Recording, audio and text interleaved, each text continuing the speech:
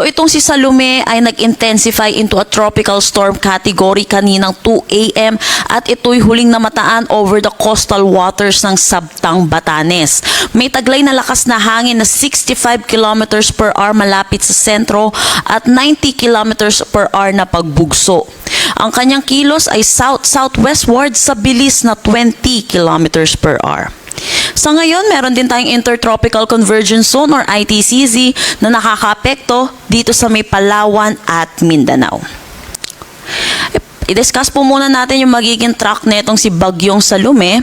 So yun po kung makikita natin dito sa ating nilabas na forecast track, lumapit po ito dito sa may Batanes at hindi po ito naglandfall. Yung sentro po niya ay lumapit dito sa may Batanes. At inaasahan din natin, ito ay magwi-weekend into a tropical depression category at ito po ay magko-close approach din or lalapit yung kanyang sentro dito sa may Babuyan Islands ngayong umaga. At over Ilocos Norte naman mamayang tanghali or mamayang hapon. At inaasahan din natin magwo-weekend din ito into a low pressure area bukas bago po ito lumabas ng ating Philippine Area of Responsibility.